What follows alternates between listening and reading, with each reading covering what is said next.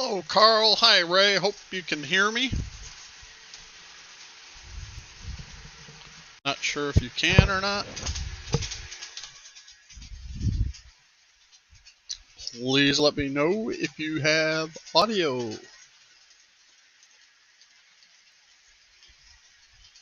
New camera angle this morning. Okay, good. Thanks, Carl. Now I know. New camera angle this morning so you can see behind this divider. That yard that's back there. It's actually Van Buren Street Station in Chicago, which is also a rail yard for the Illinois Central.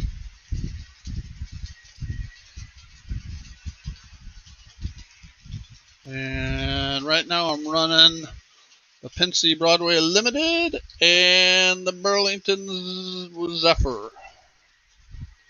Well, it's California or Denver or any one of a number of different Zephyrs. The Burlington ran out of Chicago or to Chicago.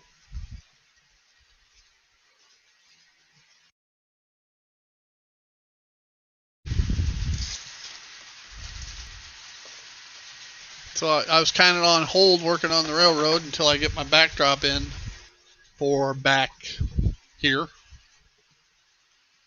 My corn.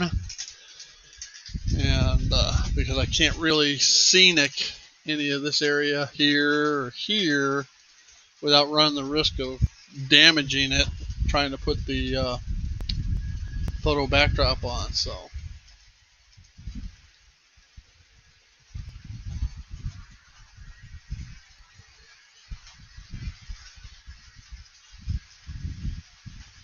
I did my kit bash of the diesel fueling facility here. I got some detail work to do on it yet. Again, I didn't want to do it until after I get that photo backdrop up. So all this stuff is removable right now.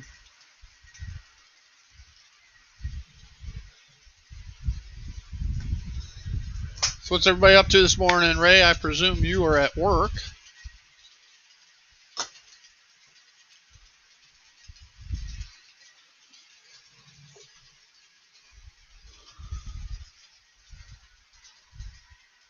Hey, Brian at Angel Share. Have a nip or two for me.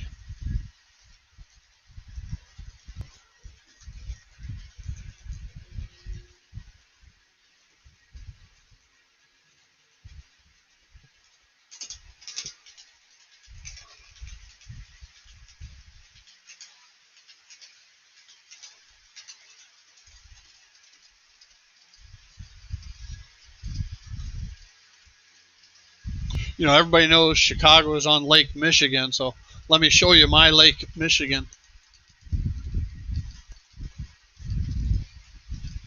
Just so I can be prototypical.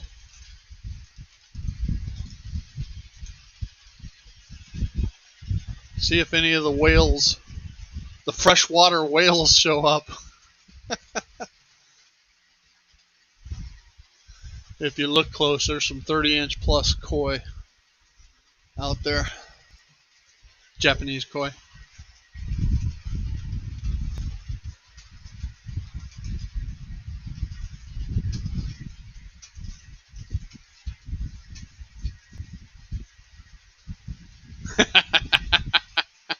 Yeah, really.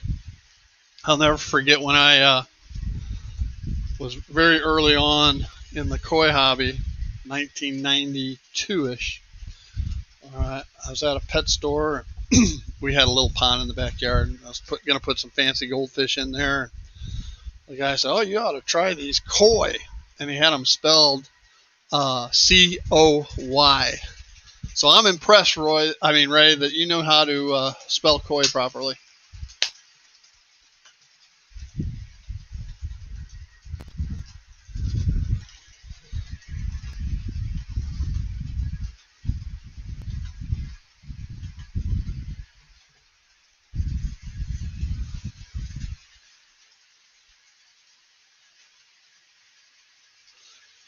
Yeah, a lot of people have koi tattoos.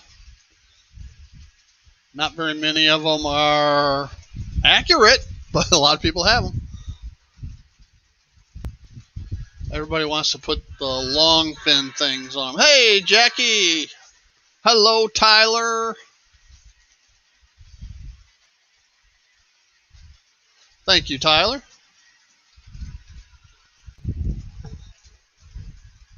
That's my other hobby.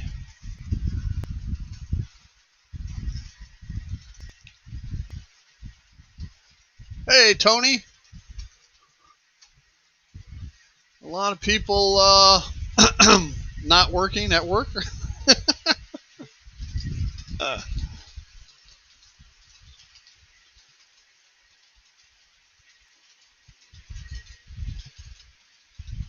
Oh, I hear you, Ray. I fell asleep early.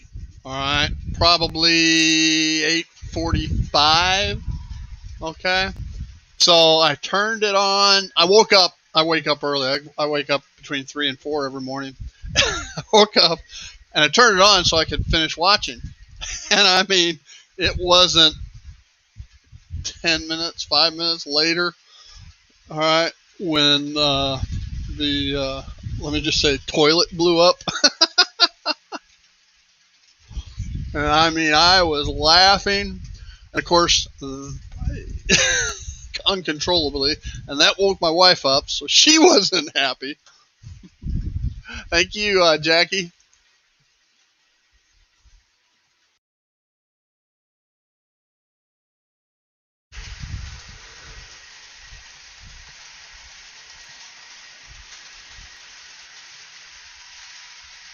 Thank you, Tony. I'm impressed. Everybody knows what koi are.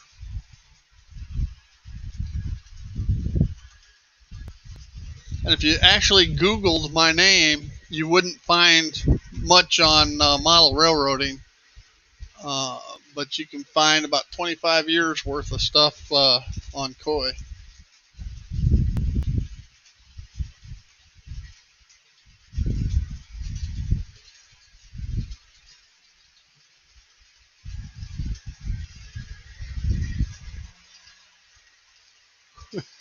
It was, Ray.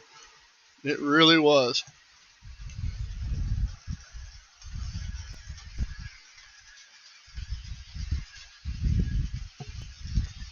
I mean, the Rick may be the catalyst, but the chemistry of that whole group, and then the community as a whole with the comments, just it ought to be a comedy routine.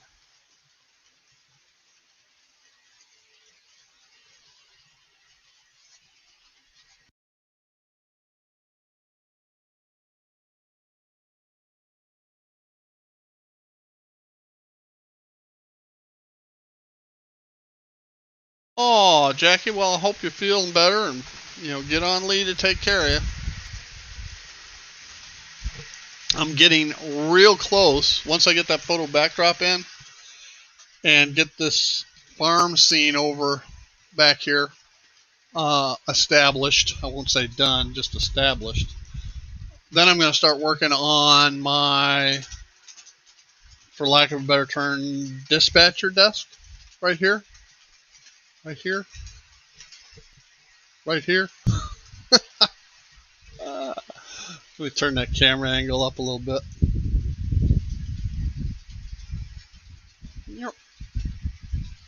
Yeah, then I'll start working on that dispatcher area here. And I was looking at monitors, touchscreen monitors, and I'm going to put a touchscreen monitor here, all right, that will fold away.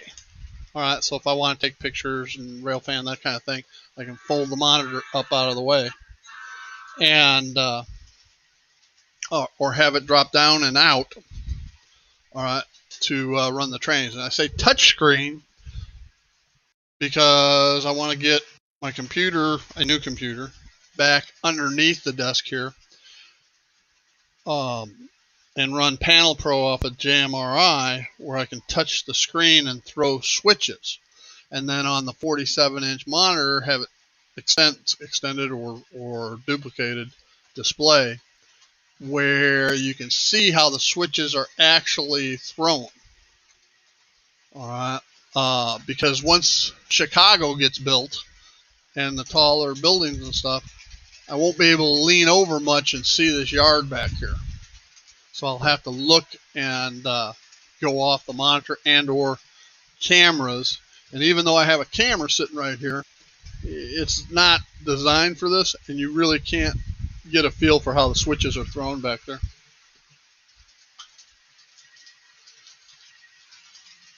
All right, Ray. Getting the bench cleaned up. I've been working on cleaning out cabinets, all right, so that I can store stuff better. All right, like this cabinet. I got a couple of toes. Well, they're not train related. All right, so they need to get out of here and go somewhere else. I haven't figured out where yet, but I'll find a place so that I can have train storage here. And what my idea is take these off and have like kitchen cabinet drawer things with racks that I can put rolling stock on, because I've got more passenger trains than what I have sidings for. Okay, so I'm thinking about putting them in here. This is all tools down below, and all the Digitrax and railroad electronics on a shelf back under here. These different drawers, I have different tools and stuff in, and I need another little bin like this to go here. When I say bin like that, I got more over on the other side, but eventually, well, the goal here is to get tidied up enough where I can put all that crap away, or at least the majority of it, and turn this into my work area so that I can start working on downtown Chicago. That's kind of the goal.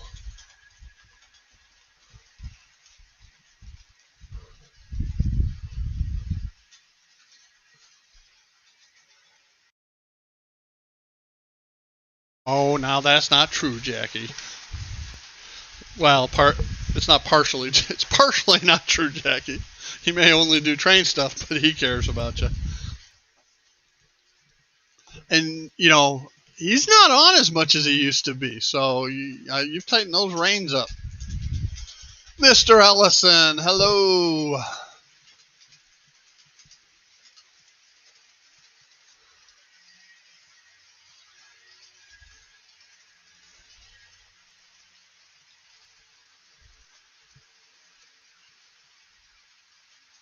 I'm really happy with how my track work is starting to turn out. When I first got it up where you could actually put trains on it, you couldn't make it around the layout without multiple derailments. So it's come along really, really well, between cleaning up after it, doing some tuning on joints, and physically replacing whole sections like I did back there. Yeah, it's all working well. The biggest challenge is over here between the Central Valley Bridge here that is on hinges and the Walters Swing Bridge, where the whole thing swings out. Because, as an example, on the Walters Swing Bridge, you got joints here for the swing mechanism, plus you got joints here for the pivoting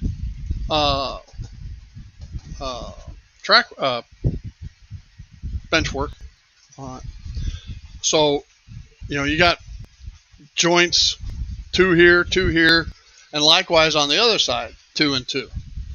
And it's going into and coming out of curves, and starting the incline up and around.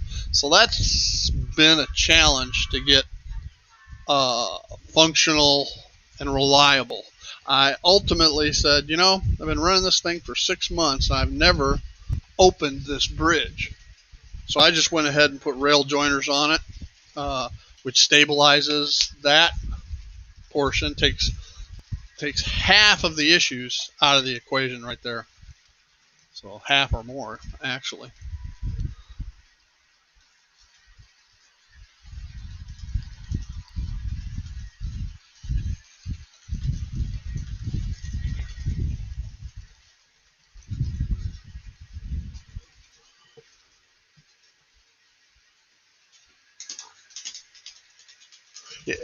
Yeah, Steam's a challenge on this layout too, Ray.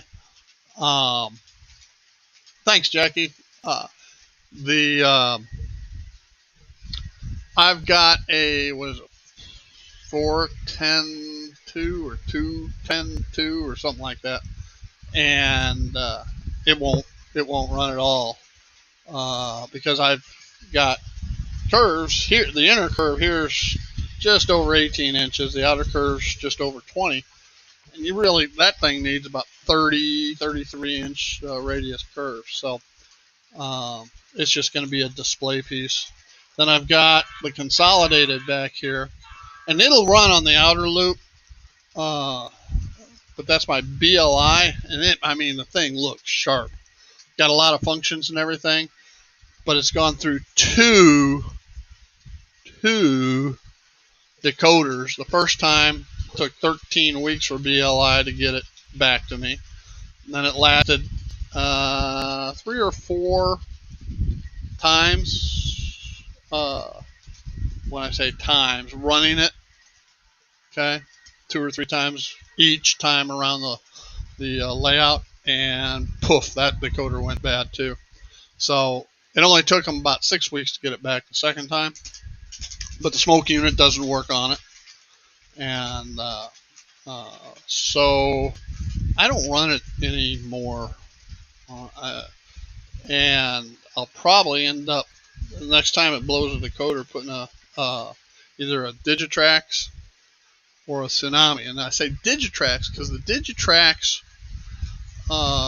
decoders, they're rated at 1.5 amps with a normal running of 1 amp. Okay. And I have 4 power blocks on this layout protected by circuit breakers.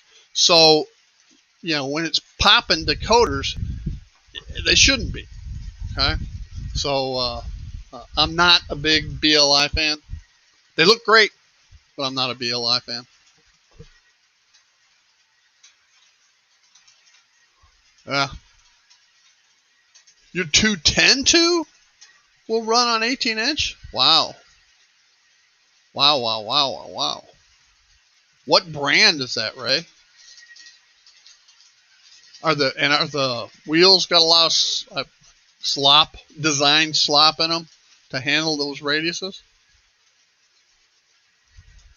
Hey, Lee, I didn't see you there. Hey, Gus.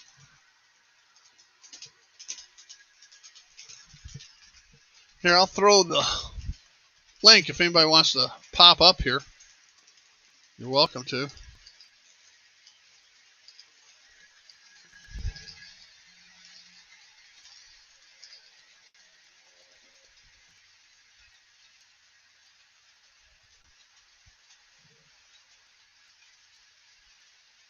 There's the link if anybody wants to come up.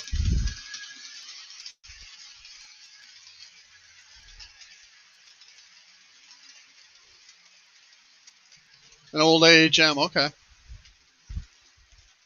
Non-flange, that's why. 3 axles are non-flange, I take it, not 3 wheels. I consider that on mine.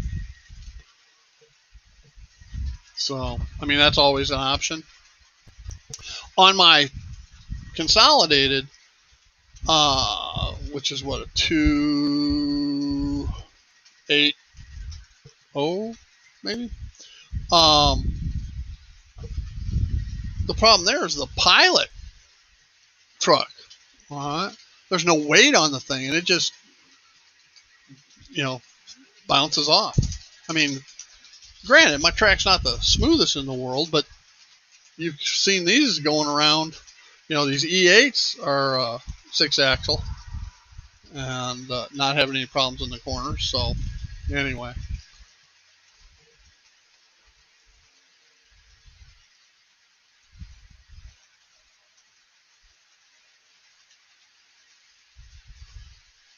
The drive arms on it, Randall, came up. Hello, Nissy. Isn't it a gorgeous day here in West Central Florida? In the Bay Area?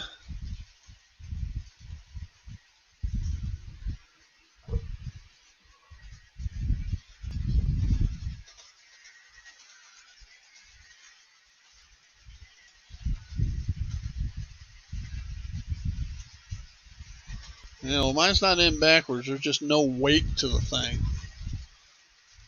I'm thinking about throwing a washer or something on it.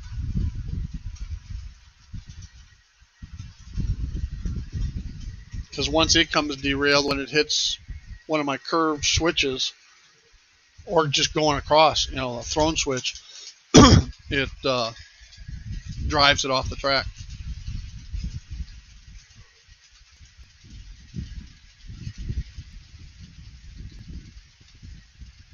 Okay, Randall. Well, next time then. Hello, Wimble Train.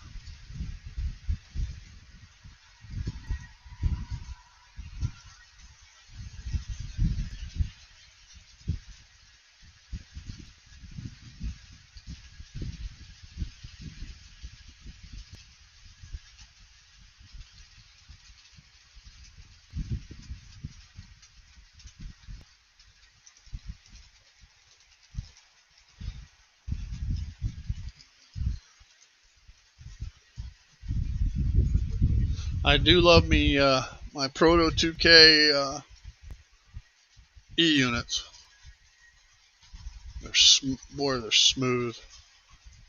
And pulling power, these E8s will outpull multiple F7s. I got F7A and B on both my Northern Pacific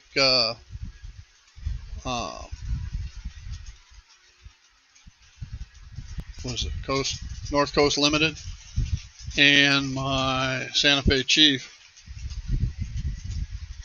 And the single E8s and E7s will definitely outpull them with more passenger cars. Plus, I love it because you can pick them up for about $40, $40 to $50 on eBay, in either very good used condition, or in most cases it's new old stock. Then you got to drop in a decoder, but that's hard. There's plenty of room in them.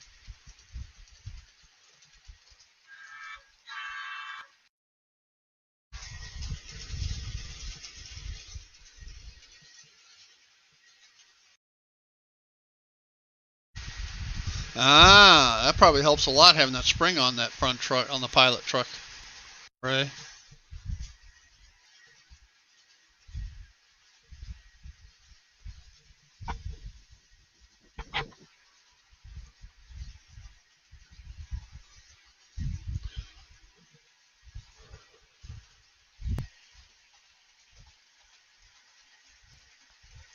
Bachmann made a CB&Q steam locomotive back in the early 1970s, 1980s, I guess. And I always thought it'd be nice to have one of those.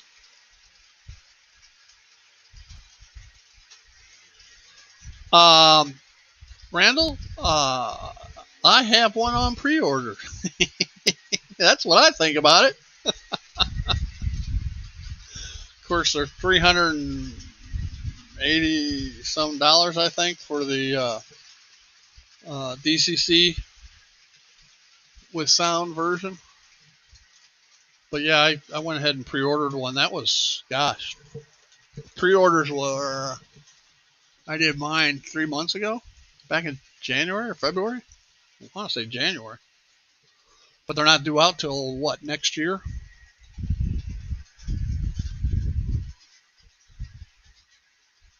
I don't have any Rapido anything, but it's a brand I'm familiar with and never heard anything bad about them. Kind of like Kato or Kato, depending on how you want to pronounce it.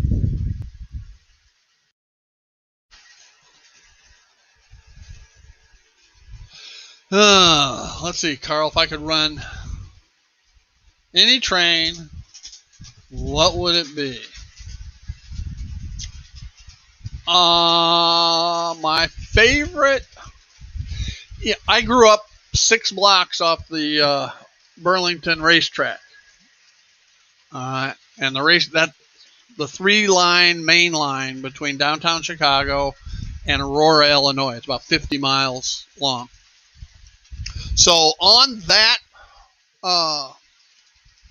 track, the Great Northern and Northern Pacific both had trackage rights. So I would see Great Northern trains and Northern Pacific trains. Primarily, the ones I remember were passenger trains. Okay. So I also would see all the Zephyrs going in and out of Chicago. And when I was a little kid, the steam excursion trains, which ran until about 1960. I think it went till 1966, and then they revitalized it for a while, and they quit in 1969, I think. Okay. Plus all the Burlington, both local and manifest freights. Wasn't much intermodal back in the early 60s. You'd see a piggyback flat car every now and then with 40-foot trailers on them. Plus, we had all of the Burlington's commuter trains, the bi-level commuter trains, which my dad rode on from Downers Grove to downtown Chicago for 30 years, roughly. So it would be something in that group, and the most common was the bi-level commuter. And I've ridden the actual numerous times because I used to take that into downtown Chicago in my high school and college years. Then grab the L train up to Wrigley Field to watch afternoon Cubs baseball games. So probably that, a bi-level commuter train. I've got one. And I'll park the Zephyr here in a minute and get it out. But right now it's in Amtrak configuration. And I don't know why, because Amtrak never did them in Chicago. Maybe they had them somewhere else. And you can't buy Burlington ones. So my idea here is once I get a airbrush, I will repaint those, and I already have the decals to re-letter them into CB&Q. So hopefully that kind of answers your question. Hey, Mystic.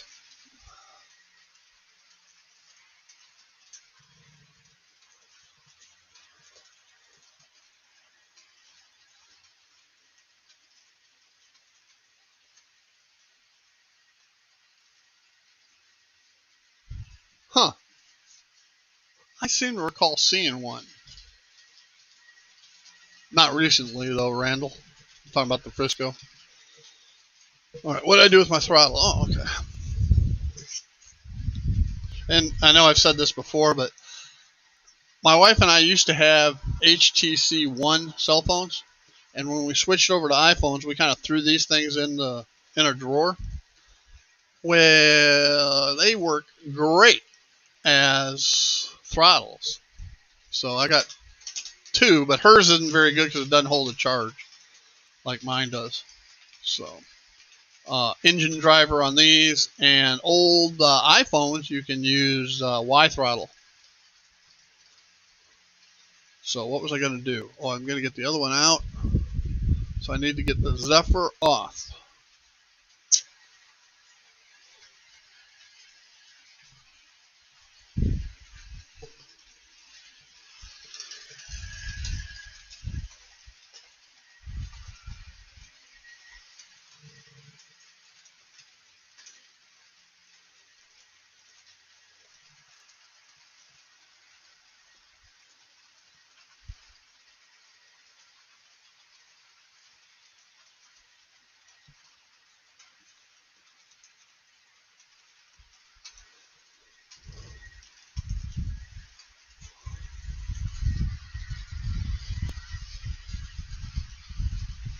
This morning, this crossover was thrown, and I pulled an Adams family with two trains on the Central Valley Bridge.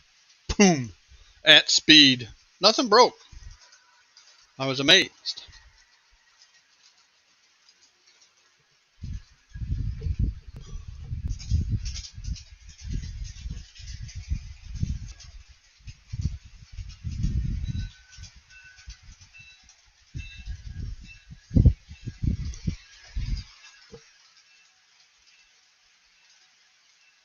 The Zephyr barely fits without blocking the road down there.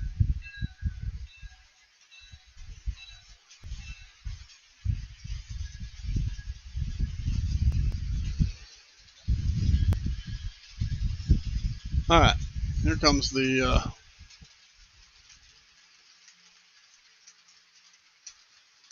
bi-level commuter. They were also called or nicknamed by the Burlington crews Dinkies. Okay, D-I-N-K-I-E-S. And the reason behind that is because they were so much smaller than the Zephyrs, the Burlington's passenger trains.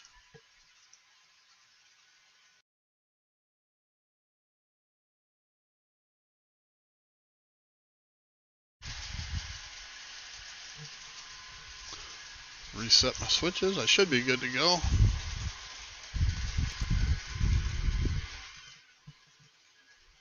Yeah, it was, Mystic.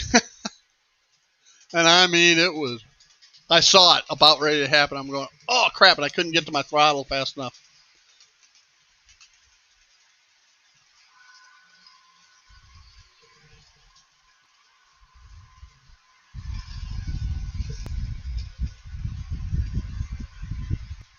And that's the hardest thing for me is I'll run switches or switches will be thrown that I should see but haven't.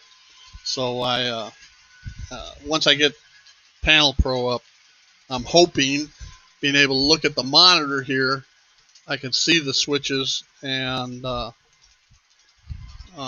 before I have issues. And I'm sure I'll still run through some switches, but hopefully it cuts down on it.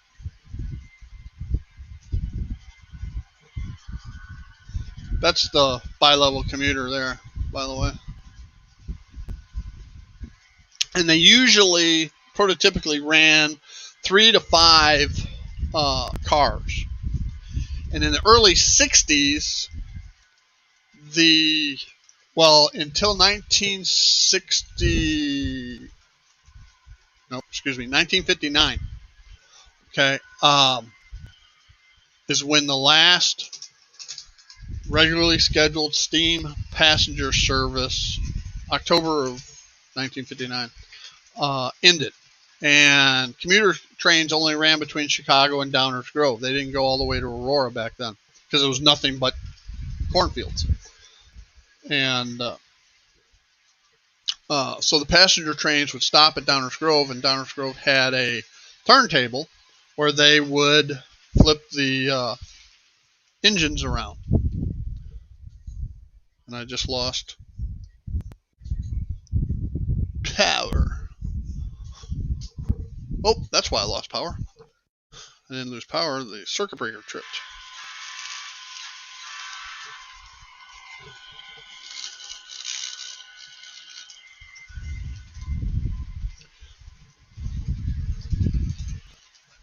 So so they'd flip the steam train locomotives around to go back downtown Chicago, and they'd do the same thing downtown.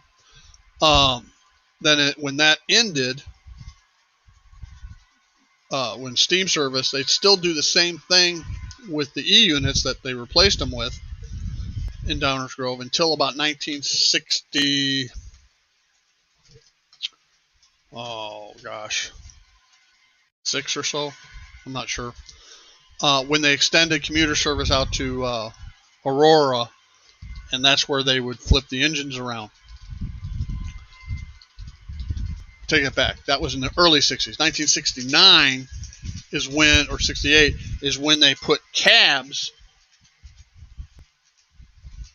okay, in the last of the commuter cars so that the engineer could run it in reverse from the last car.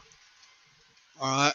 And that did away with having to flip engines around, and they stopped utilizing the turntable in Aurora, and they by that time had dismantled the one in Downers Grove. I think they still had one down Cicero or Berwyn area.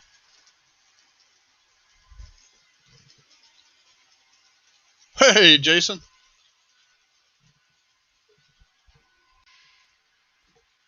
Hey, Lee, I'll bring you on up.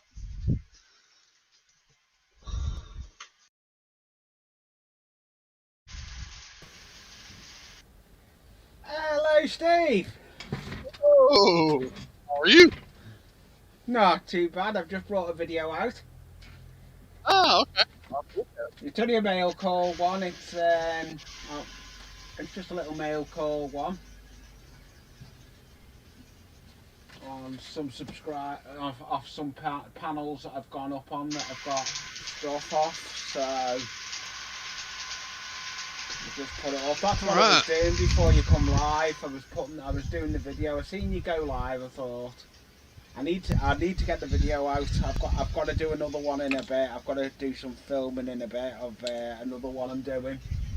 Well, if anybody takes issue with me being live streaming, it's all Jason's fault, because he set the train free, because he said last time I needed to do it more often. Hey, it's fine. It's fine. It's fine. We've got a new person that may be joining us on my Sundays. Good. Dragon Lover.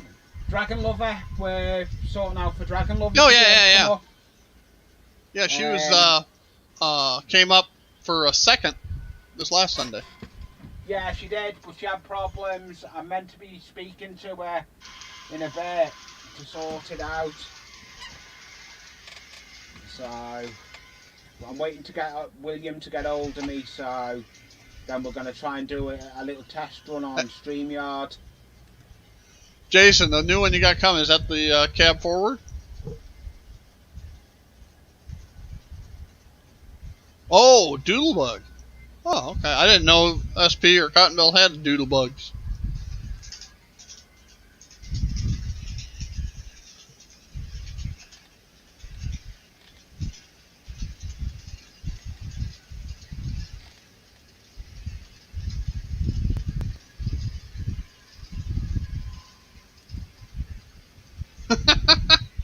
So you went crazy on eBay, did you? Did you pull a Steve? No one can pull a Steve. we need the new. It's the mute button usually with you, Steve. Yeah, well, January was a bad month on eBay, or a good month depending on how you look at it.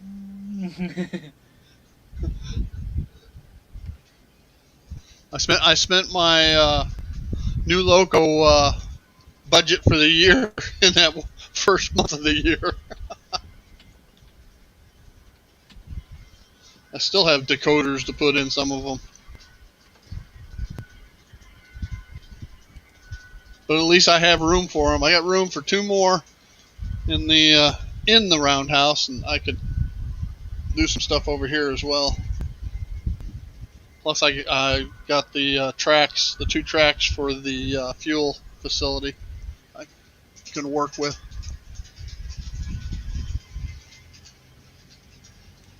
I'm just in the stream at the moment.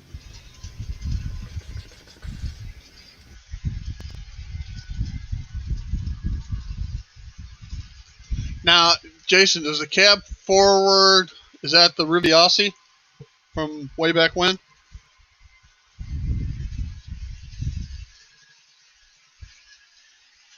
Oh, the used BLI.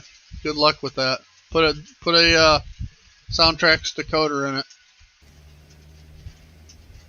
Oh, the Bacham Spectrum Doodlebug for $35. That's a good buy.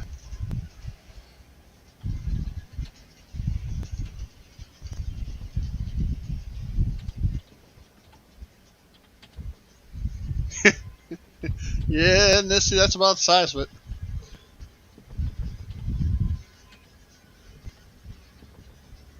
My wife checks the bank account and credit cards once she sees USP. She's got it set up where she gets notified of what's coming in the mail every day and what's scheduled to come.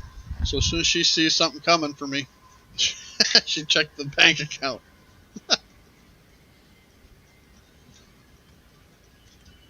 Now in the koi hobby, back in the day, I had some friends that had what we end up calling mad wife files at the koi dealer. And what that amounted to was if the wife ever asked how much fish was, either how much you spent on fish or how much to buy a fish, the answer from the dealer was always only 10% of what the cost actually was. So if one of the guy's wives went over to buy him a birthday present and she wanted a fish and it was $1,000, he would tell her $100, and the husband would make up the difference unbeknownst to the wife later. Thus, the mad wife file. And no, I was never on that program. My wife always knew. Doghouse meter. That's good, Mystic.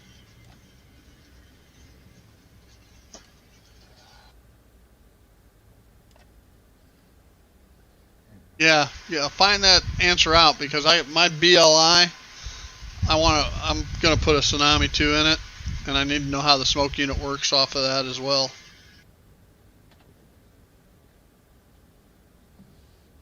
You know, I use cheap Digitrax decoders for the most part. I have a couple of Tsunami and a couple others, but anyway, the good thing about Digitrax is they're not the highest quality sound, and I know that.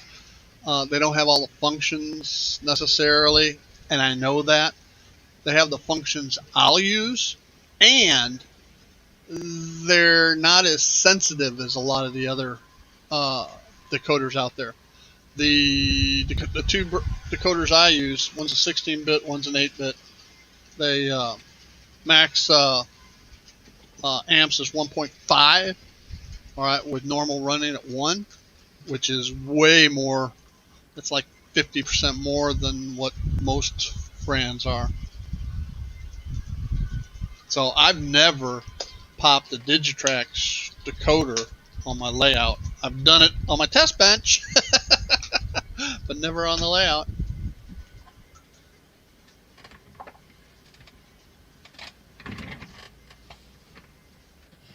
Isn't that going to be a conflict with your local dealer, Jason? Because I thought you were doing installs for him.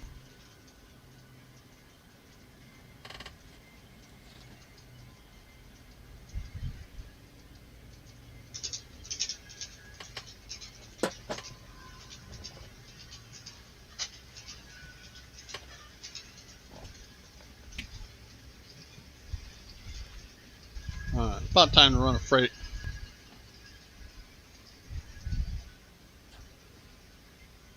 So, let's put the Broadway away. The Broadway Limited.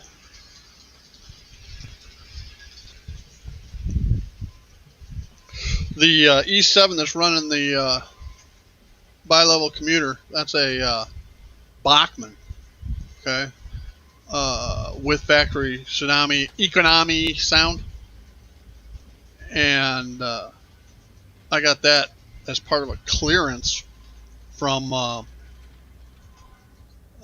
Caboose when they just before they stopped or went under or whatever you want to call it. It was part of their basement clearance sale.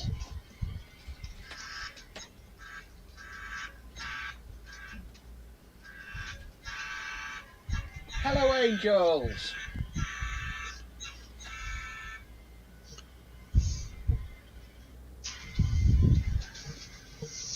Alright, I ran all the way through Union Station. That was not good. At speed. You get done for speeding, Steve. Yeah.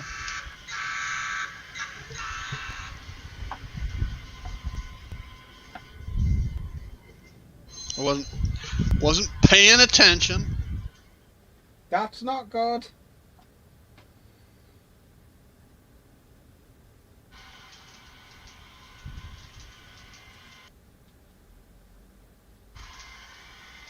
Alright, let's do a coal drag.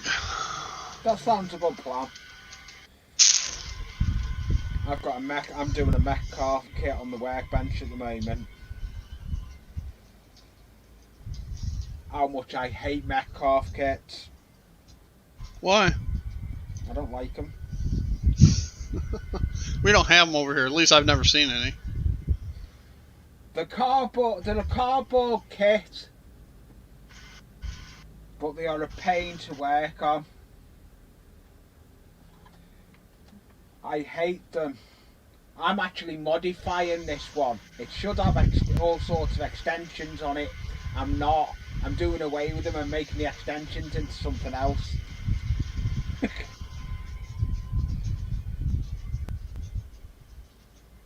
Hey, Steve. No, that's not Steve. It's Jason talking about Steve. Duh. Duh. I tell you what, the hardest installations I've had have been the Jeeps. Athearn Blue Box Jeeps. There's just not a whole lot of space in them. Of course, that's when I was still wiring up lights and everything to the shell. I've gotten away from doing that. Now, the Protos, you know, Lifelike Proto 2000s, they're fairly easy.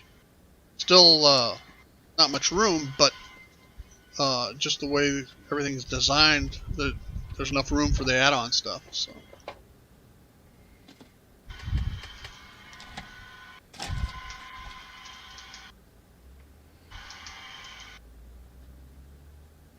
I don't have any problem with P2K GPs. I got a GP9 Phase 2 that I've dropped decoders into. I've got a Jeep 30, both P2Ks, and they're not bad.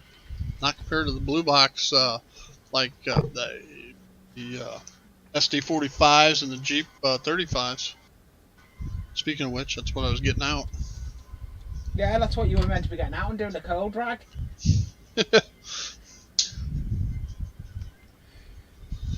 That's old age getting to you, Steve. It is, I'm telling you. I wasn't going to say nothing there. My wife and I joke, you know, we go to the kitchen. We get to the kitchen, then we can't remember why we went there.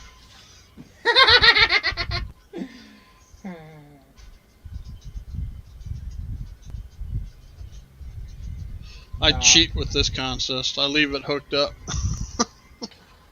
The reason I hate card kits, if you cock up when you're trying to cut them out and you miss a line, you go right through what you shouldn't have cut.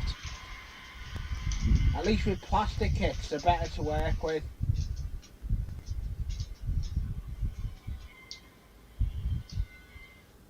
How are you getting on with your corn, Steve? It's all painted, ready to go here in the box. But I can't do it until I get the photo backdrop of the corn in. And it shipped yesterday? It shipped yesterday. It's due here Monday. I'm guessing it'll get here Saturday. Yeah. I'm finding that the U.S. Post Office is getting better. I've been getting stuff a day. I've been getting stuff a day earlier than what they've said. So I got a sticker off someone that was sent from the US on the 21st of April, and I got it today. So that's not bad. That's one of my mail calls stickers off someone, off a YouTuber.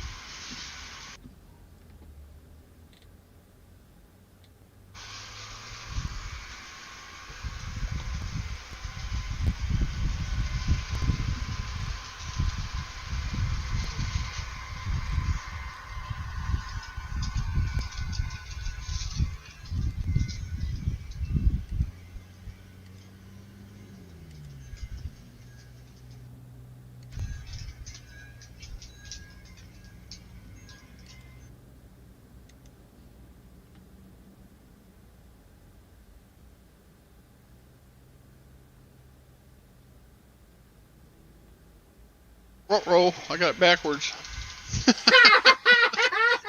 I'm saying nothing to that one, Steve. Put her back through the roundhouse again, or through the turntable. I guess I could send it this way, but it's not the way it's set up to go. No, you don't want to do that.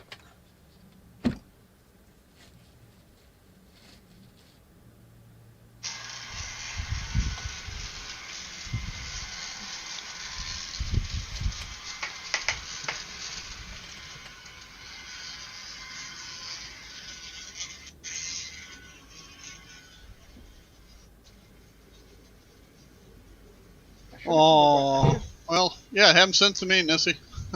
I'll even test them out for you.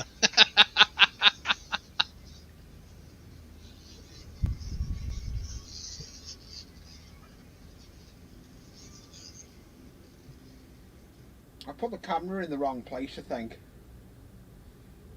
That won't work. Why won't it work? What have you done now, Steve? No, I said you putting it in the wrong place won't work. It is. It's on me. It's not near. It's near my workbench, but it's on the tripod above my head. So you can't see what I'm working on. Ah.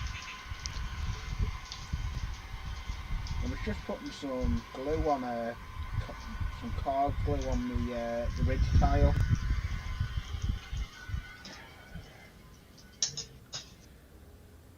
All right, Brian. Or is it Ray leaving? Oh, Ray's leaving. Okay.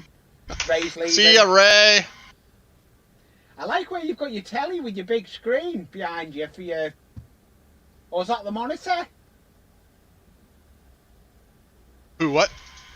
Is that the monitor for your for your computer? No, this is my TV. One of my TVs. But it's hooked up to the computer. Yeah. Eventually, monitor will be over here. Oh, so you're gonna have the telly as well as the monitor. Yes. Yeah, you're basically gonna have like me. I've got me monitor in front of me. You're basically gonna have a monitor in front of you. And the reason is, dispatcher can sit here and this will be a touchscreen monitor that folds away, and they can throw switches and do all that.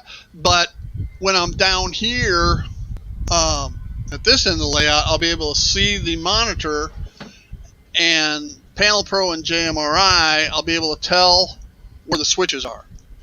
And I can use a remote mouse. I'll be able to use a remote mouse to activate the switches as well. Yeah, well that's the way I've got my monitor. It's on a swivel. I can operate it with a mouse. I've got USBs down the other end of the layout, and I can plug a USB mouse in further up and operate it and see it moving. You've got to make it easy for yourself, haven't you? Oh yeah. Just time and money. Yes, and at the moment money for me is non-existing. I get little income, but not much.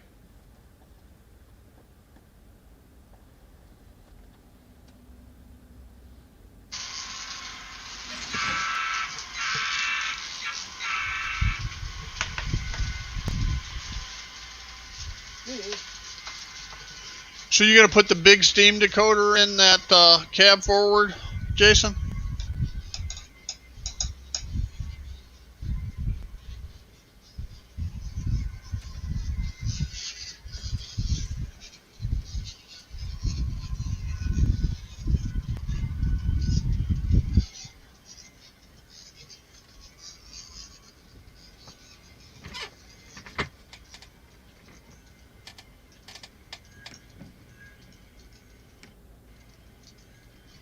Alright, let's try this again.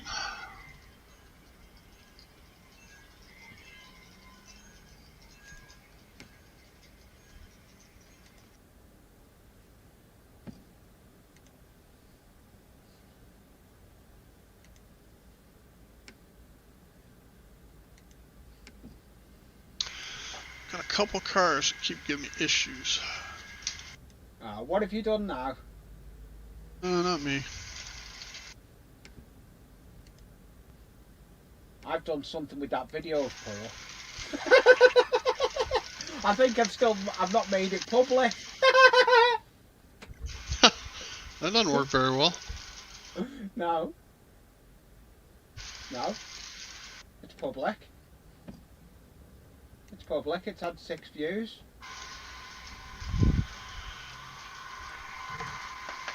6 views and 1 comment.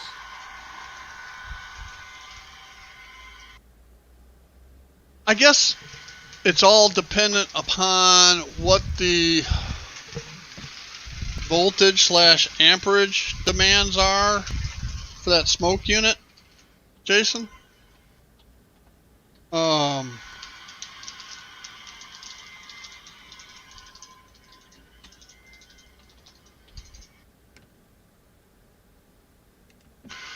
I know stationary smoke units like what I used on the chimney can run off of either 12 volt or 16 volt, but it runs a whole lot better off of the 16. Okay.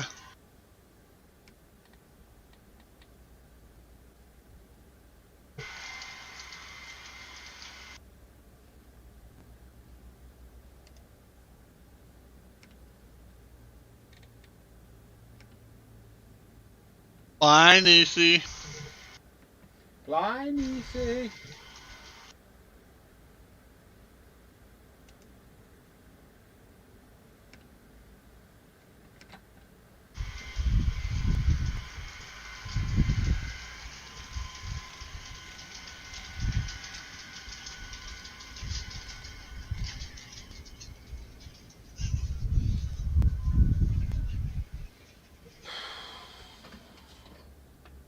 It's that damn gondola.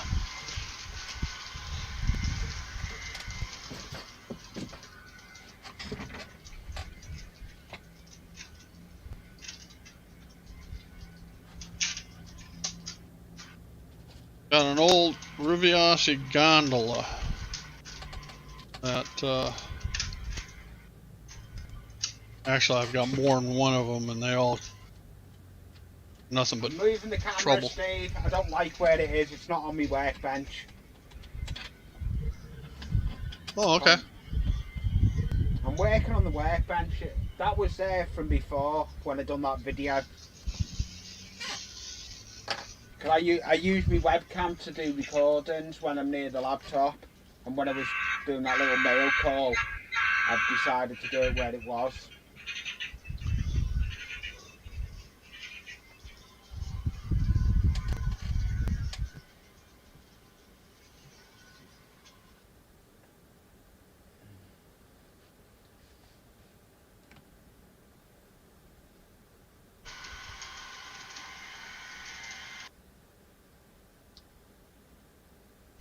I'm betting George has a solution, Jason. With all the functions that the Tsunami 2s have, I would think smoke generator would be fine. Is it not listed on their decoder selection thing?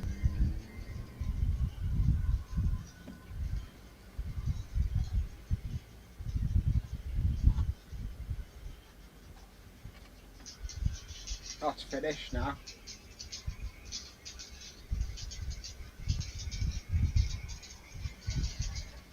It is actually meant to have another thing that goes on the back of it, but I don't want to put it on.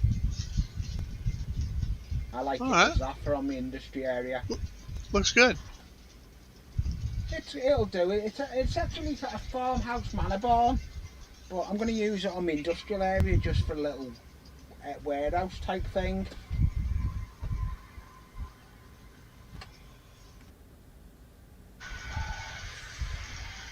I don't want to go and sort this. I need to do this StreamYard thing, but I can't be bothered. I need to go and sort this StreamYard thing out with Dragon Lover, so I can get a camera working for next Sunday.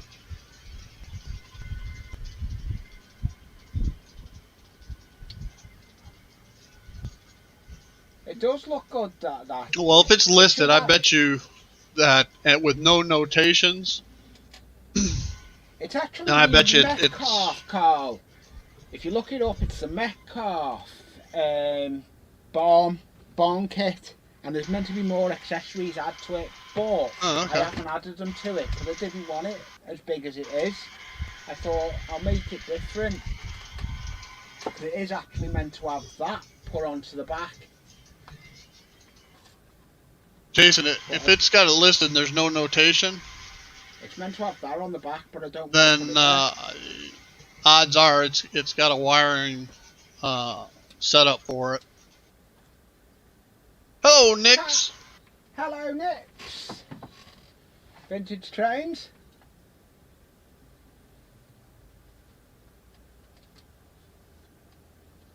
Yeah, you can each of like the TSU 2200 you can get with different sound profiles, if I'm not mistaken. Especially on the diesel side. And I think it's also like Digitrax, where even if you get one set of sound profiles, you can download and install a different set of profiles for that same decoder. For instance, if you destroyed a locomotive but the decoder's still good, you can move it to a different one and put a different sound profile on it. If I'm not mistaken, you can do that with Digitrax, I know.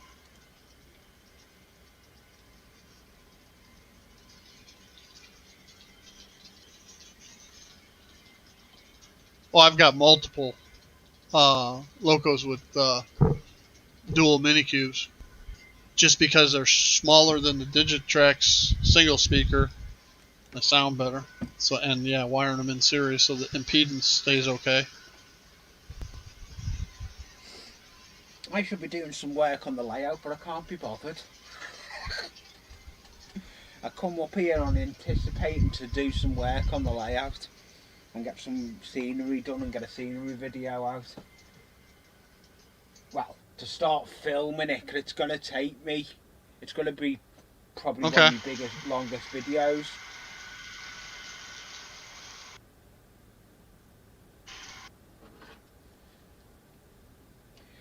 Steve, but what's doesn't. the longest video do you reckon you do? What Who, do me? long videos get the watches or not? They get views. I'm not saying they get the airtime though. You know, Yeah, people are may you watch better the off with first.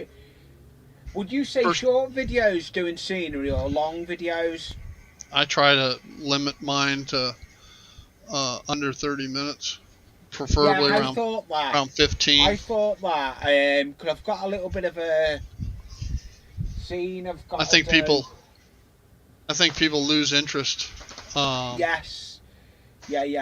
Unless, and it depends on the person. Okay, like I'll watch Ever Junction. All right, Oh yeah, I know. for an He hour. put a video up recently, didn't he?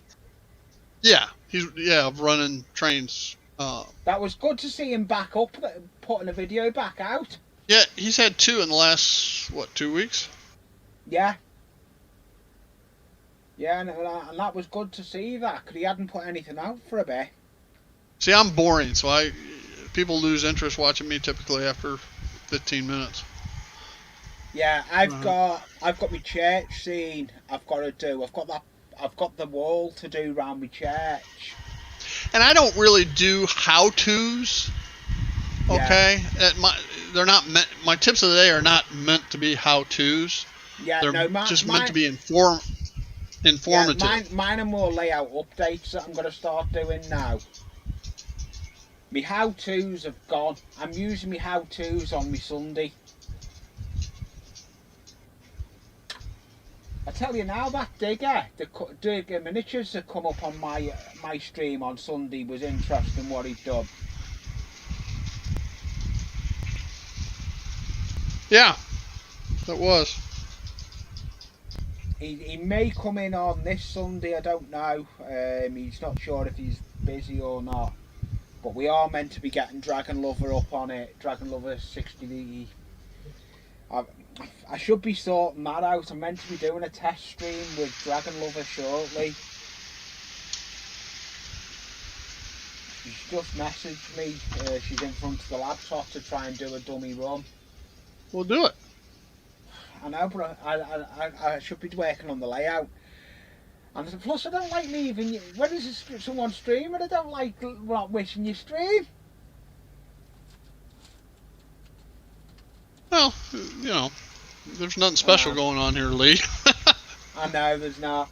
Thanks for having me to come up anyway, Steve. And I'm gonna go and do some work on the layout, and then I may see what I've got to do. Cause I've got things to do. I've got things on tonight. I've got to. Yeah, Carl. That's what I thought I'd heard him say, something like that. The digger Lee's talking about is Digger Miniatures, not Digger Evans. So yeah, different digger. Different digger. Digger. No, Digger Miniatures. If you go on, Carl, if you go on my last live I done, Digger Miniatures. He does all miniature stuff. He's quite interesting. Go and have a look at his channel. And I have put a video out recently. There is a video, mail call, gone out. So have a look at that if you fancy something to look at. But there might be a video out later, a little short, of what I'm working on around my church. So look out for that. It may come out. I may go and do that in a minute. So thanks for having me, Steve. My pleasure, Lee. No Anytime. problem. I'll see you in the streams anyway. You bet. Yeah, see you, mate. Thanks for having me. Bye all in chat.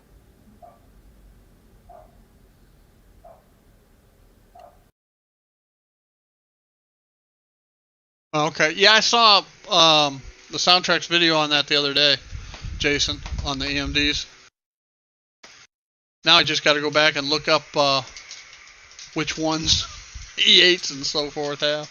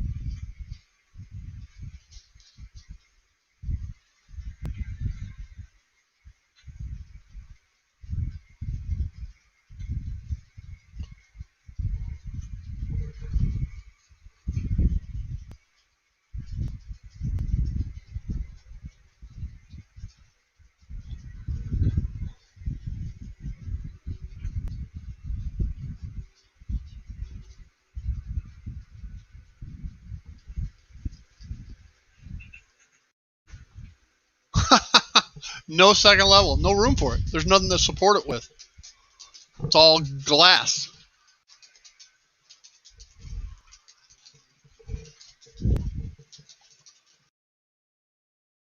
That said, I still have the island, so to speak, over here to expand to.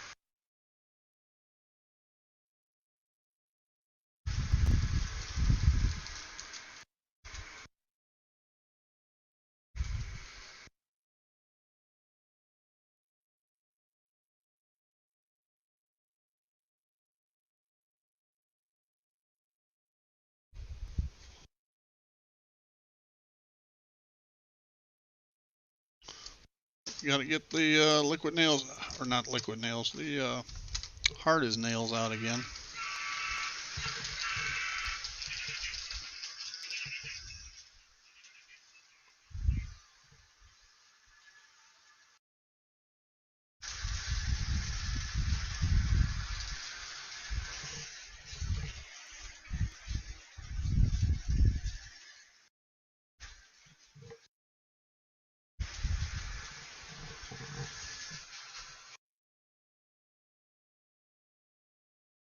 No.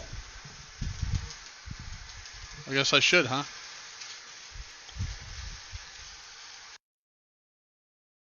Go Alley George.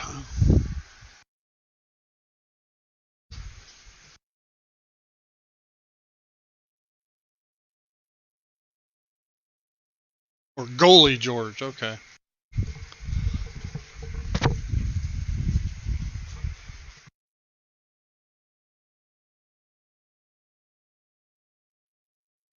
Oh, that's George Bogatek from Soundtracks. Now I know. Duh. I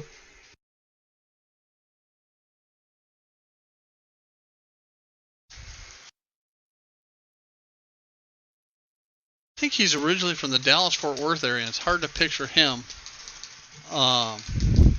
playing hockey. Because I remember back in the day, Dallas didn't have a hockey team. They had a minor league, so to speak, for the Chicago Blackhawks.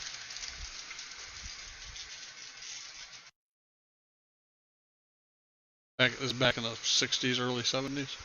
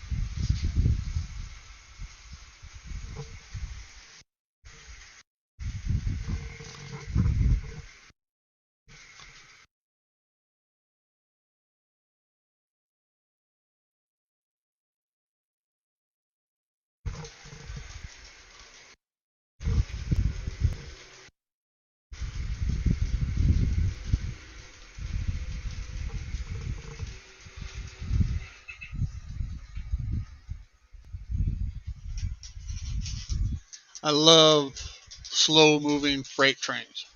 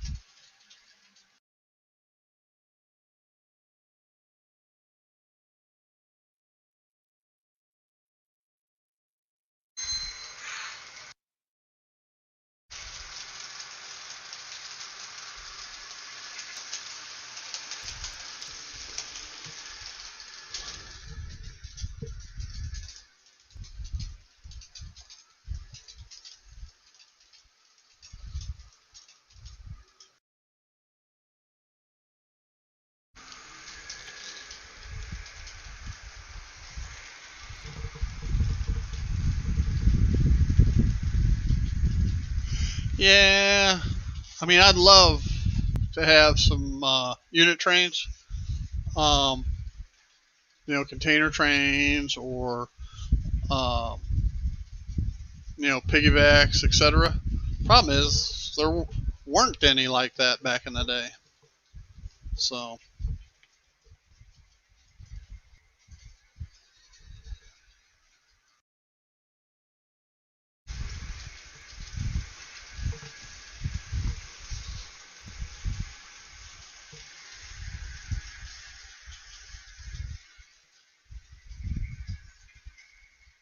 and these trains here that I'm running are about as long as I can run anyway, as far as being able to fit in the freight yard, the current freight yard anyway.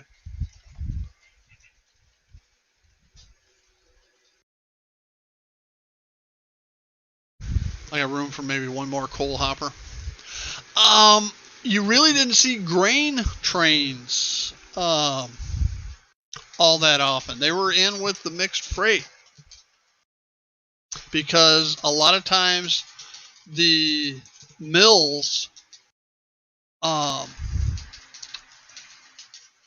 nowadays mills have been consolidated. All right, every town no longer has a mill per se, and they wouldn't run the distances that they do now. Maybe they did to get to the ports.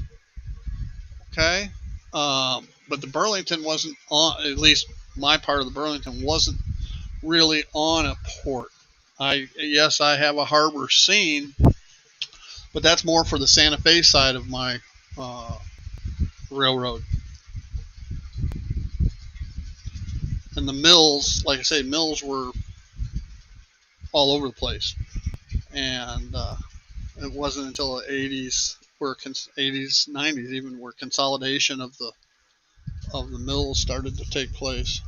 Even grain elevators. Every small town had a decent sized grain elevator, and they started doing away with those and just going to bigger ones, and increase the distance between them because trucking became so much more economical and viable. Brian, we'll see ya.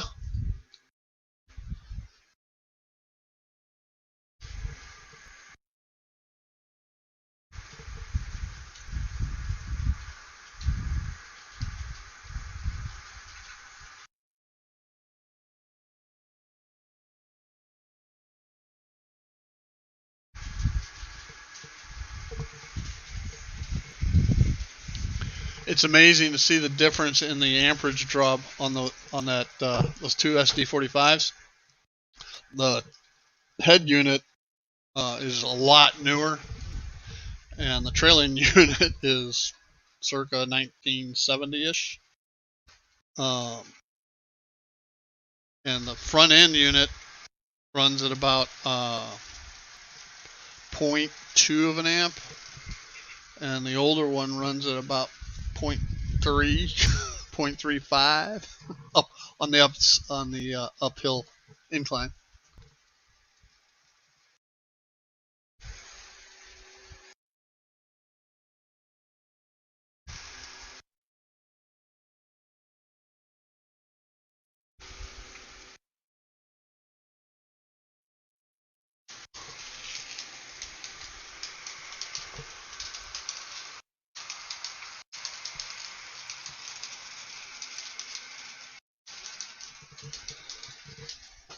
Let's change my camera location.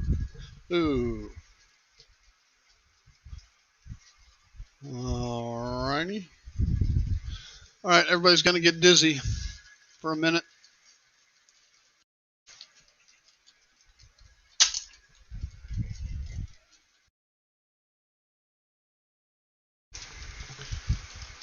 Yep.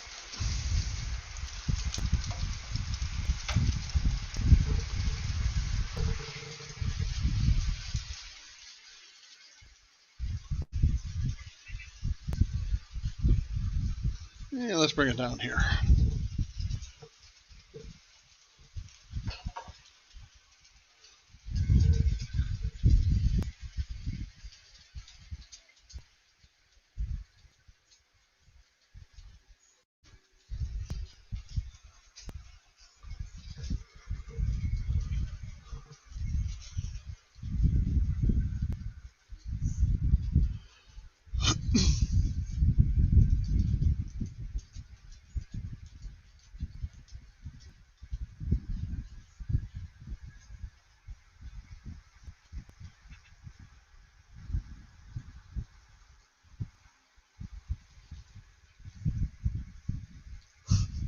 Sorry about that, Carl.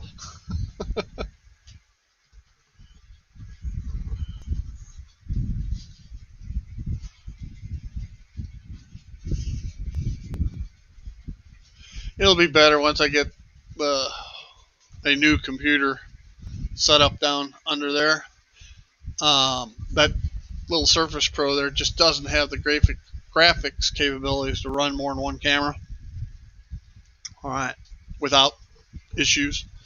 So when I get a different PC and I put multiple of these USB switches in, then I can switch from one camera to another seamlessly, and won't have a lot. Probably still have one mobile camera hooked up where I can run around with.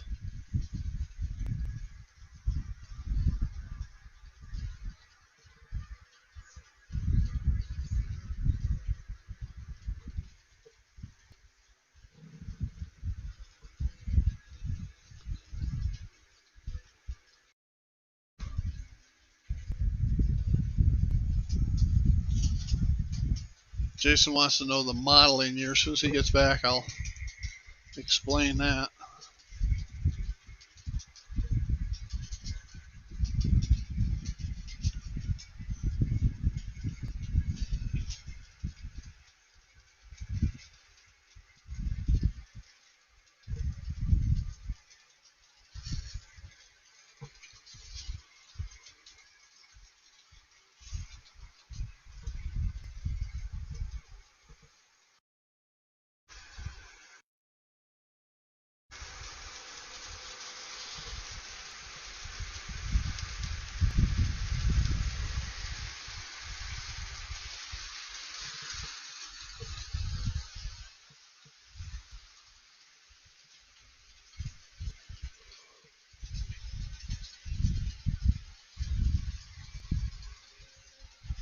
Let me get my drink.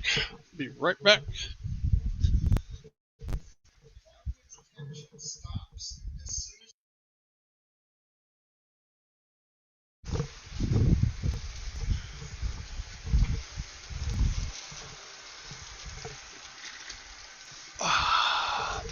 Now you get to look at the back of my head.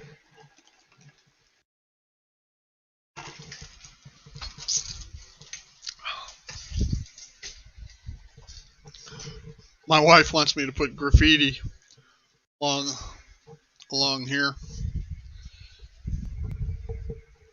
I'm not too keen on it. You didn't see a lot of graffiti back in the mid 60s. At least I don't recall seeing it. Heck, auto trains, I didn't even have sides on them back then. Wasn't until early 70s that they were stealing engines out of cars while they're still on the auto racks, and that was the original reason why they started putting panels on the sides, keep people from getting to the cars themselves.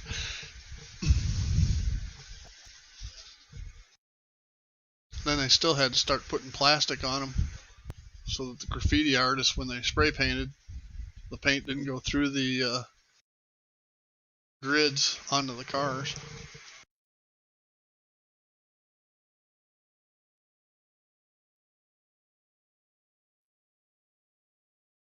Oh, okay, Carl. Well, you could do like I did in one of my videos and take one of these heavyweight trucks with a mini cam like this. Just stick it on there and run around. I'm going to modify it. I'm going to put it on a pivot so I can change the camera angle. So I'm still playing with that. Plus, this mini cam is 4 years old, and the battery doesn't hold a charge very much anymore. I paid like $60 for that little thing 4 years ago, and now they're less than 20. I saw one that's a Wi-Fi version, so I have to look into that some more. There's just too many things.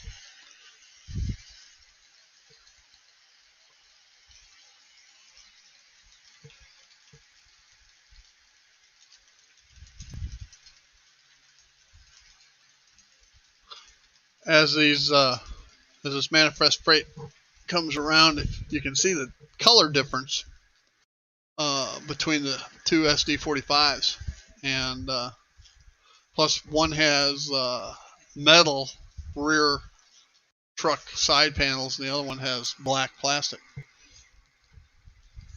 You can see the age difference and the natural aging or weathering on the trailing SD45.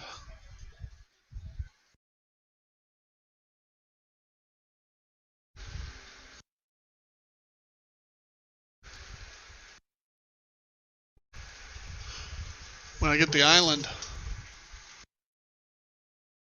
when I do the island, put another freight yard in, I'm tempted to have I've got my meat train, which is reefers and stock cars. All right, and I'm tempted to have a beer train. Okay, I need an icing platform and a brewery, and then I can have my 3 Coors cars and my Berghoff beer car, and then get some more beer cars. But I got to have an icing platform for it, because those are not mechanical reefers.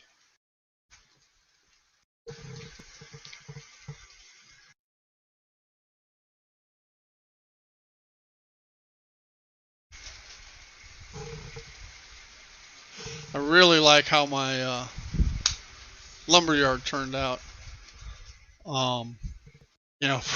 For months it was sitting there with the empty bins, and I was trying to figure out how to economically fill it up with stuff. And every time I looked at scale lumber, it just didn't look right to me. It was too thick. Okay. At least, the thinnest balsa wood or basswood I could find was this stuff here. And unfortunately, the label's gone, but it's too thick. That's like, well, what is it? Scale wise, it is. Where'd my scale go? Oh no! can't find my scale.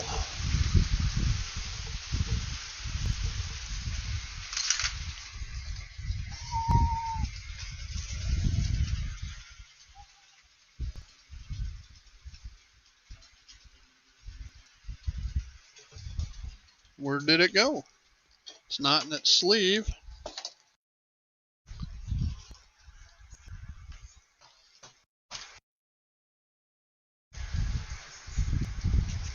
Where did I put it?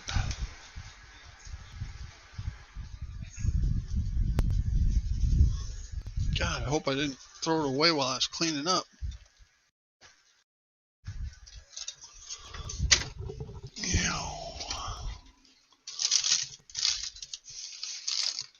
Well, not in the trash. I can see. That's a good thing.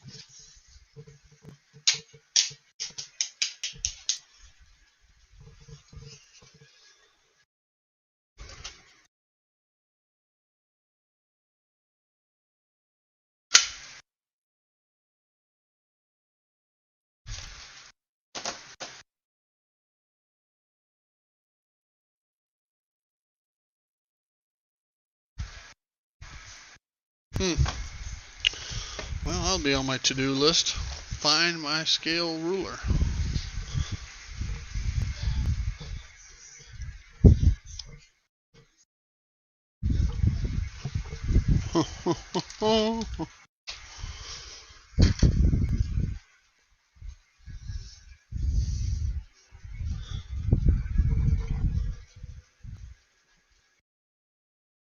Veneer edging on what part, Carl? On these cabinets, on the ends of the cabinets I do, yes. On here, this black, no, this is masonite, painted black. For scale lumber, no. What I ended up using was construction paper or cardstock. All right, because when you look at it, the thickness of it is about 2 inches. All right. If I had my scale, I would show. But I can't find my scale, so I can't show. Oh, I know where it's at. I know. It's on my paper cutter.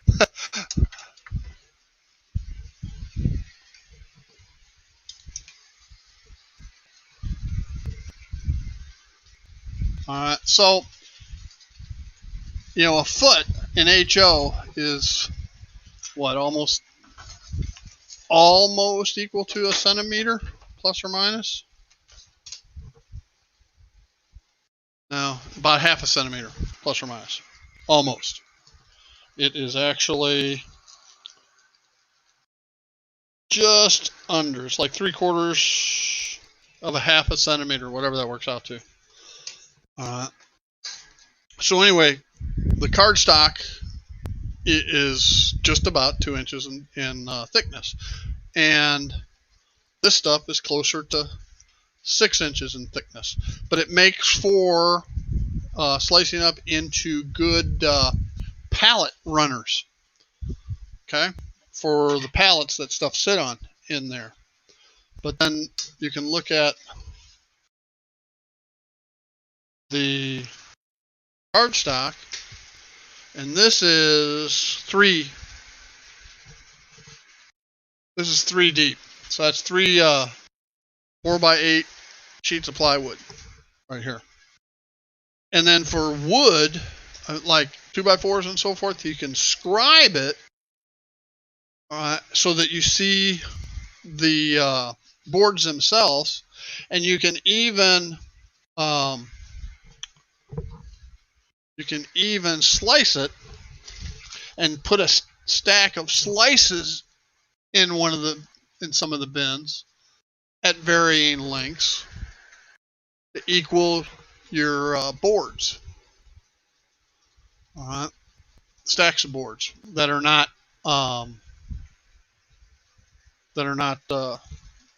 no longer banded together.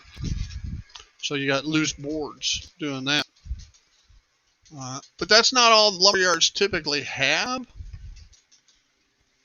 So what I did on some other things, my tweezers got some sticky on them.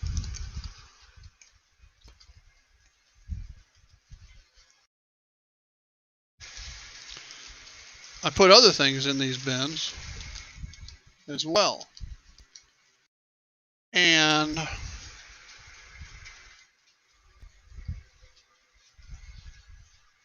Heath doesn't want to hear me say it anymore, but poopy bag tubes for big piping I've got in 2 bins. I took some cocktail straws, and cut some of those up,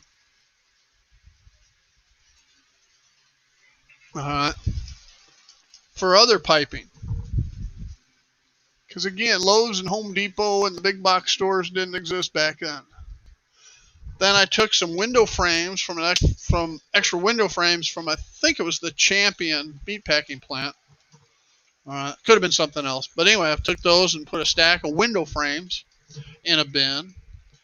I took some pink construction paper, cardstock, and I rolled it up around, I think I used a paintbrush handle, one of these, and simply rolled it up and taped them, and then cut slices off and made pallets. There's 3 or 4 pallets of rolled insulation. Okay, so I did that. The ribbon, the wired ribbon I used for these fences, chain link fences, I took and made rolls of it, and stacked up rolls of chain link fence in there. I've got some T-rail posts that I painted green from piano wire. So I've got a stack of fence posts. I've got concrete parking bumpers that I modified from railroad ties. All my engines stopped, but that's not necessarily a problem. What it is my phone the throttle went to sleep because I wasn't doing anything. I haven't talked to it, so LocoNet went to sleep. So we have to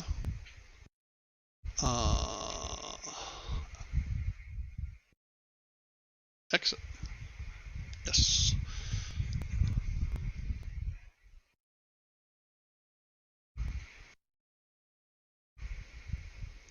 And we have to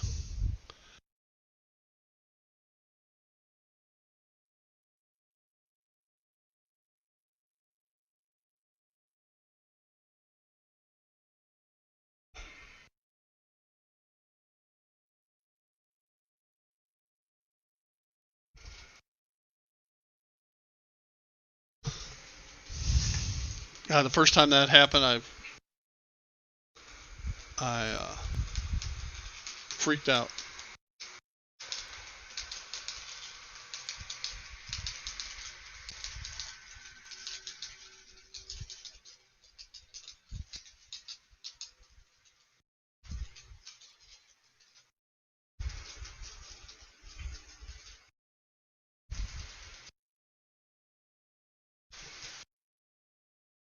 Okay, so they're back running again.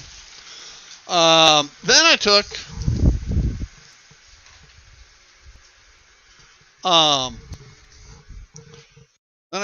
some white cardstock and I made pallets of sheetrock. The same way I did 4x8 sheets of sheetrock. Whoop. Same way I did for the plywood and regular wood.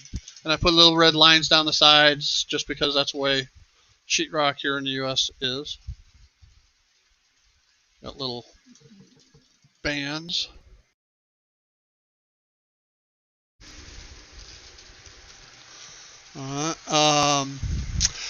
I had some brick panels from the roundhouse left over, so I cut those up into little 40 by 42 pallet loads of brick. So I have pallets of brick in a stall, and around back I also have some concrete block, all right, from leftover panels from the bakery. What else I have? Oh, and I took some brown cardstock and ran it through the shredder, which creates little chads. And I took some of those chads and stacked them up on a pallet, a small pallet, to make bags of concrete. All right, so they're sitting in a bin too. So I've got all these different things. Just it adds interest, not just wood at the lumberyard. And of course, I got these lumber loads for my flat cars that I made. Those were kits from that I got from Walthers. All right, and the interesting thing about that is they're in the same name, okay, Heinz Lumber, that the lumberyard is, which was the lumberyard in my hometown. So that was pretty cool that they actually had lumber loads from that lumberyard, or for that chain of lumberyards. So I got those up there too. And of course I've got gravel and coal and sand. I got stacks of railroad ties and more pipe and steel all back there. I've got some oil storage tanks, above ground storage tanks for the gas pumps, and the Heinz lumberyard back in the 60s also did home heating oil, so thus the home heating oil truck.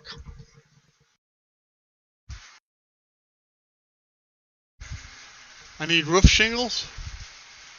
These were tar paper roofs here. I don't think I have any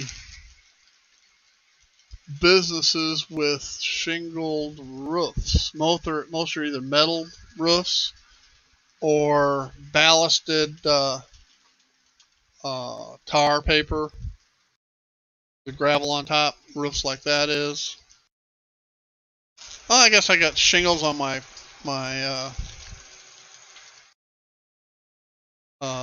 whatchamacallit, covers over the platform, passenger platforms, canopies over the passenger. There's a lot of different shingle options.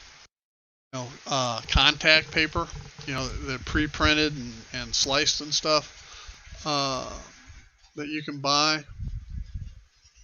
So like I said, I don't have any. Most of mine's all industry at this point, so it's mostly ballasted membrane or tar paper type roofs, a few metal roofs.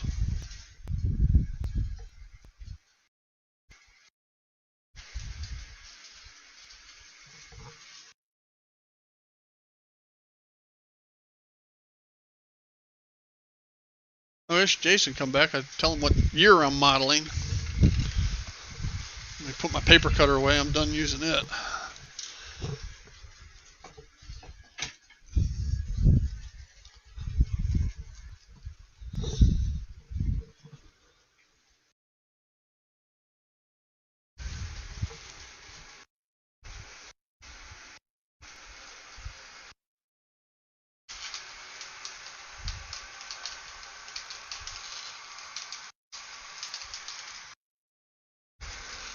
You know, this is my first layout that I've done that wasn't on flat plywood.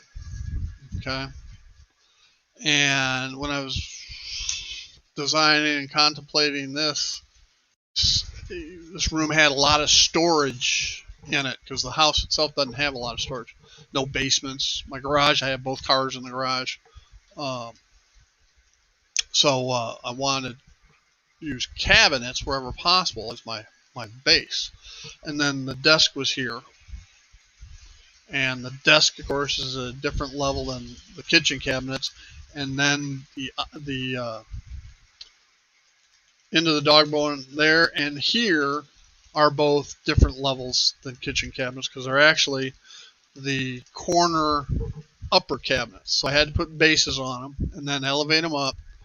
And so we go from this height, and this has a very slight incline down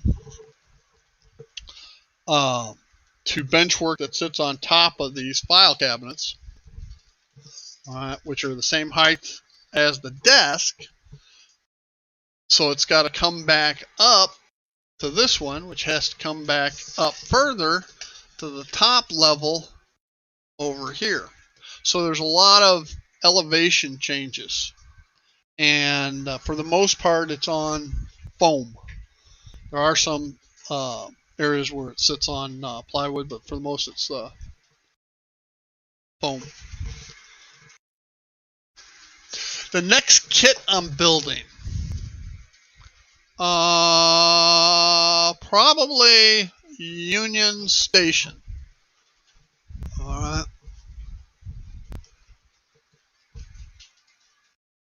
This one here, which will sit, and it's really, it'll sit here and it'll have an interior in it, and the interior will drop down a level. If anybody has ever watched the movie Untouchables with Kevin Costner and Sean Connery, that's Union Station in Chicago, where they have the scene with the baby carriage going down the steps and so forth.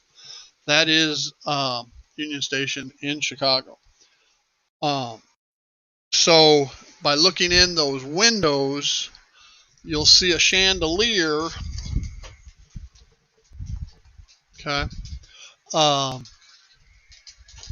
That'll light the inside of it, but there'll actually be steps coming down, not more than an inch.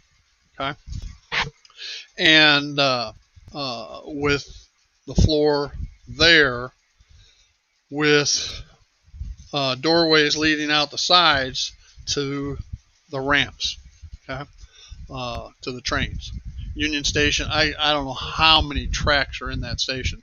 I only have 4. It's called selective compression. 4 plus a bypass on each side. I'd like to say there's like 20-some tracks north and 20-some tracks south. It did not go through like mine does, the prototype. Yeah, Carl, once I get around to where I'm not painting and stuff anymore, I will come back and stain these cabinets. The fascia will be black satin, but the cabinets themselves will all be stained.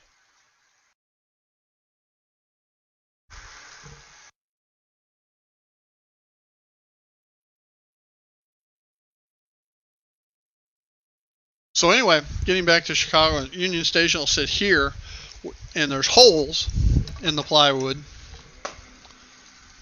that I have covered up right now because I've been using it as my workbench. Okay, so you got holes here, and you can look down to the sidings, to the tracks. Okay, and they'll have canopies and lights down there that you can see. There will be building flats along the divide here, and some backdrop buildings, fronts, like the Ashmore Hotel and some others, lining this area back here. But there'll be a trolley, an electric trolley, streetcar, that will run around this area as well. It'll actually go through the buildings, so it disappears. Come out over here, around, go around Union Station, back, and around that way.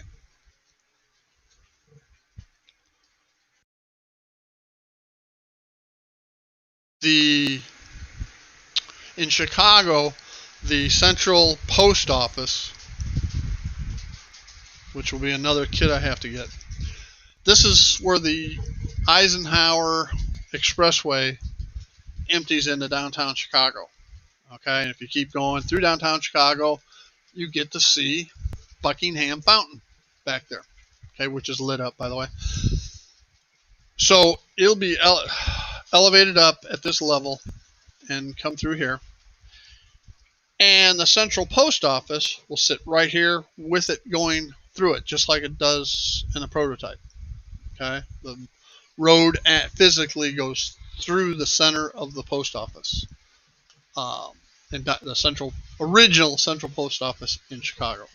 So that'll be here and get modeled as well. Now, in real life, there's about a mile between here and here. Thus the scene divide with some background buildings, etc., for the illusion. There's also, yeah, it's about a mile, plus the Chicago River would be running right here.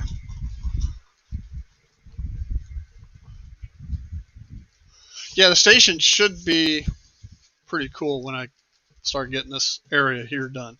That's after, once I never say finish, but once I have the farm scene and the Aurora Roundhouse scene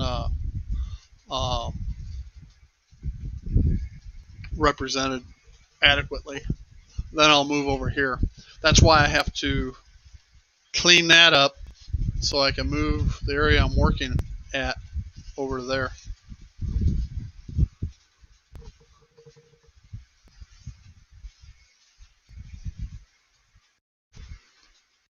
Well, it's almost 11 o'clock, folks. I am going to cut this thing short because it's time to walk my dog, Penny. She gets anxious when at 11 o'clock local. Just it's time for her to get her walk in. So, anyway, I was bored this morning. Thought I'd just put the stream on and give some people a chance. Well, thanks, Nick. I appreciate it. It's been a dream since I was high. And to have a layout room. And when my wife, happened to mention it, when my wife said, "Oh yeah, go ahead." I think the next day I had software and I was designing this thing. So anyway, I want to thank everybody for joining me today at the Retirement Railroad. Y'all have a great day. Bye.